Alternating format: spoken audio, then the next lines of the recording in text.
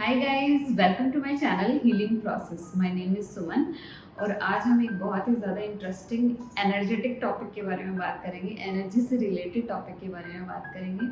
वो है how to channel your energy. जब आपके अंदर कोई एनर्जी जनरेट होती है तो उस एनर्जी का हम क्या करें ताकि हम खुद को अप लेवल कर सकें, खुद को अलाइंड कर सकें।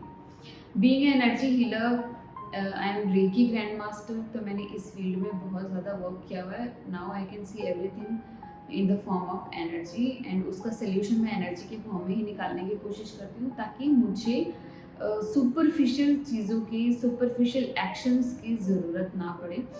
तो फर्स्ट ऑफ ऑल इसको जानते हैं कि ये होता कैसे। ये जो हमारा पार्ट है ना, ये हमारे दो टुकड़ों में है। एक हमारा ह्यूमन कॉन्शियसनेस है और एक हमारा ह्यूमन एनिमलिस्टिक पार्ट है। Animalistic part is like the physical body and another is consciousness. जब कॉन्शियसनेस और ये एनिमलिस्टिक पार्ट मिलते हैं तब एक अलाइनमेंट होता है। ये जो अलाइनमेंट होगा ये सोल अलाइनमेंट होगा, तब हमारी चीज़ें एकदम ही फ्लो में जाती हैं। फॉर एग्जाम्पल, अगर मुझे बॉडीली कोई इशू है, सपोजिटली मुझे ऐसा लगता है कि my face is not like very good, like not so good looking, तो मैं क्या करती हूँ, अपने बारे में बुरा सोचने लग जाती हूँ, नेगेटिव सोचने लग जाती हूँ। मुझे ऐसा लगता है मैं बिल्कुल भी सुंदर नहीं हूँ और मैं अपने आप को मिरर में बहुत ही ज़्यादा डाउन फील कराती हूँ।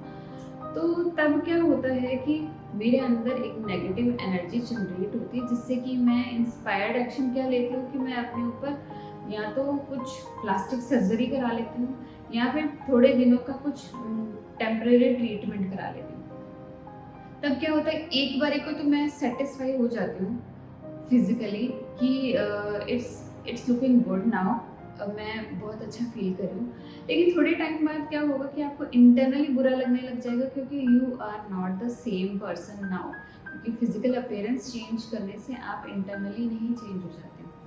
तो कुछ दिन बाद आपको थोड़ा सा अंदर से हॉलो लगने लग जाएगा, तब यहाँ पे भी मिसअलाइनमेंट है। दूसरा एग्जाम्पल, अगर मैं ओबेस हूँ, अगर मैं थोड़ी सी हेल्दी हूँ और मैं ये सोचती हूँ कि it's okay to be little bit obese और कोई बात नहीं अगर लोग मुझे हेल्दी कहते हैं, मैं खुद में तो बड़ा अच्छा फील करती हूँ, मैं सेल्फ लव प्रैक्टिस करती हूँ, फलाना ढिमकाना। लेकिन थोड़े दिनों बाद क्या होगा, हमारा जो माइंड है ना, ये माइंड कहेगा ये तो फिजिकल पार्ट का ऑनर तो मैं हूँ, see in the mirror how you look. तुम तो ऐसे कह रही हो कि it's okay, I am very healthy, I look very good in my body, आप तो ऐसे अफर्म कर रहे हो, लेकिन सी हाउ यू लुक। तो यहाँ पे भी मिसअलाइनमेंट है, यहाँ पे भी कभी भी आपको सेटिस्फैक्शन नहीं मिलेगा। इसीलिए जो आपका कॉन्शियसनेस पार्ट है और ये जो आपका एनिमलिस्टिक पार्ट है, इन दोनों का अलाइनमेंट होना बहुत ज़्यादा ज़रूरी है। जब भी कभी हमारे अंदर एनर्जी जनरेट होती है, सपोजिटली ये किसी ट्रिगर की वजह से हो सकता है, किसी न किसी प्रॉब्लम की वजह से हो सकता है। तो ये जो एनर्जी जनरेट होती है, फॉर एग्जांपल अगर मुझे बॉडी से रिलेटेड कोई इशू है तो मैं अपने ऊपर बार बार मेरे दिमाग में विचार आ रहा है कि I am not looking that good, my body is not in the shape, I want hourglass body, लेकिन मेरी बॉडी अभी इतना ज़्यादा शेप में नहीं है तो मुझे बिल्कुल अच्छा नहीं लगता है। ये जो थॉट्स है ना, ये थॉट्स ही तो आपकी एनर्जी है। ये जो थॉट्स हैं इनको हमको चैनल करना है, इसको एनर्जी की चैनलिंग कहते हैं और इसको हमको पॉजिटिव डायरेक्शन में चैनल करना है ताकि ये जो एनर्जी है वो किसी और जगह ना जाके वापस मेरे ही पास आए और वापस मेरी ही बॉडी पे वर्क करे।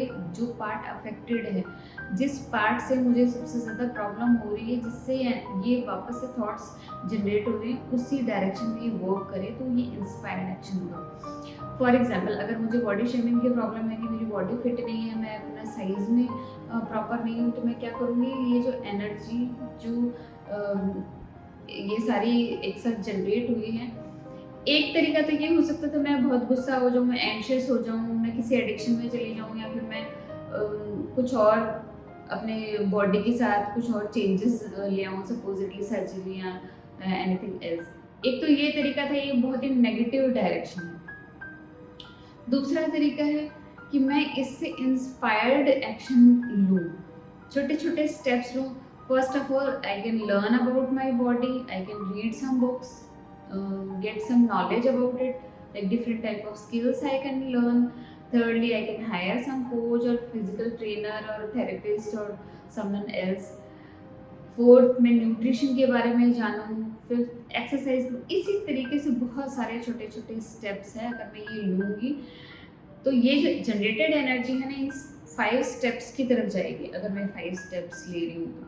और ये जो 5 स्टेप्स है ना, ये वापस से इस एनर्जी को आपकी ही बॉडी में चैनल कर देंगे, जिससे कि आपकी बॉडी वापस शेप में आ जाएगी, वापस उसी फॉर्म में आ जाएगी जो फॉर्म आप चाहते हैं।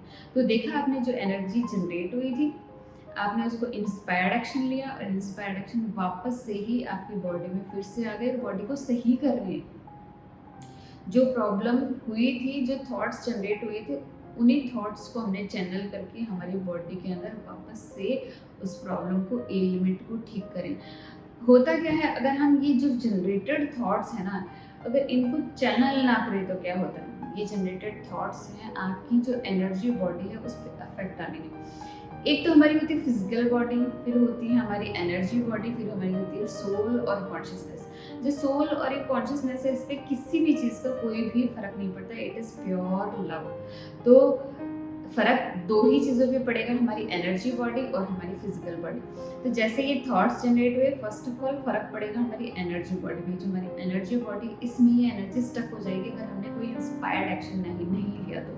हमारी जो एनर्जी बॉडी, इसमें बहुत सारे चक्रास होते हैं, कहीं ना कहीं ये स्टक हो जाएगी और हमारा चक्रा अफेक्ट हो जाएगा, और उस चक्रा से जो भी हमारे फिजिकल पार्ट इन टच है, वो पार्ट में वो एनर्जी जाके उसको in the form of element ले आएगी, वो डिसीज हो जाएगी। तो वहाँ पे हम उस एनर्जी, जो स्टक एनर्जी है ना, उससे हमारी बीमारी में कन्वर्ट हो जाएगी। तो देखा, अगर आपने उस जनरेटेड एनर्जी को प्रॉपर चैनल नहीं किया तो वो वापस से बीमारी का रूप ले लेगी। इसीलिए आपको सबसे पहले माइंडफुल रहना है, आपके थॉट्स को ऑब्जर्व करना है। अगर आपके अंदर थॉट्स आते हैं तो आपको उनको छोटे छोटे छोटे छोटे स्टेप्स में तोड़ना है, और ये जो स्टेप्स है ना, ये वापस से आपकी एनर्जी को ले आएंगे। क्योंकि आप, अगर आपने वो बुक पढ़ी कंपाउंडिंग इफेक्ट, अगर नहीं पढ़ी तो प्लीज़ उसको पढ़िएगा, बहुत ही इंटरेस्टिंग और बहुत ही नॉलेजफुल बुक है। कंपाउंडिंग इफेक्ट क्या होता है, छोटे छोटे स्टेप्स जो है ना, आपको बहुत ज़्यादा अच्छा रिजल्ट देते हैं, बहुत बड़ा रिजल्ट देते हैं। इसी तरीके से अगर आप अपने इंस्पायर्ड एक्शन लेंगे, छोटे छोटे हो भले ही, लेकिन वो आपको बहुत ज़्यादा अच्छा रिजल्ट देंगे, और ये आपकी एनर्जी वापस से आपके पास आ जाएगी। फर्स्ट ऑफ ऑल, आप ही की एनर्जी कहीं और ना जाके आपके पास ही आ रही है। सेकेंड थिंग, आपके पास आ रही है लेकिन आप उसको इम्प्रूवमेंट लगा रहे हैं, तो आपके 2 फायदे हो गए अगर आपने अपनी एनर्जी को प्रॉपरली चैनल किया है। मैं दूसरा एग्जांपल दूंगी। Supposedly I have some issues in my relationship.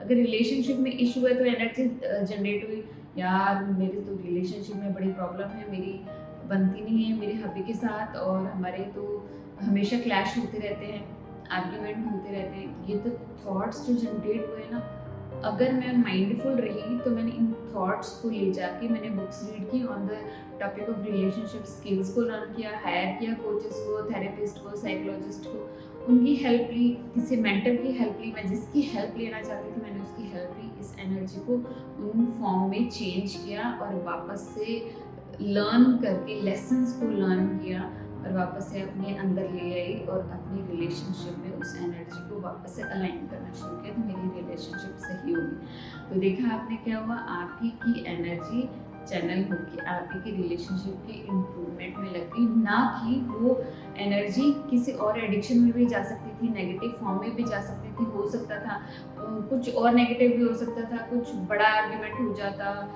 Relationship break हो जाती, या फिर कुछ और भी नेगेटिव हो जाता, XYZ आई कैन से। लेकिन वहाँ पे चैनल ना करके मैंने एनर्जी को सही फॉर्म में लगाया, और मैंने खुद को अप लेवल कर लिया। मैंने लेसन लर्न किए, मैंने खुद को अप लेवल किया। जब भी हम कुछ नया लर्न करते हैं, एम्बॉडीमेंट करते हैं, कुछ प्रैक्टिसेस करते हैं, हम हमेशा खुद को अप लेवल कर लेते हैं। जब हम खुद को अप लेवल कर लेते हैं तो हम दूसरों को इंस्पायर करते हैं। हम किसी और की हेल्प नहीं कर सकते, किसी और को चेंज नहीं कर सकते, हम सिर्फ उनको इंस्पायर कर सकते हैं। हम हमारी एनर्जी से हमेशा दूसरों को इंस्पायर करते रहते हैं। सो गाइज यहाँ तो एक के साथ दो चीज़ें अपने आप हुई, हम खुद के ऊपर भी वर्क करें और दूसरों को भी इंस्पायर करें।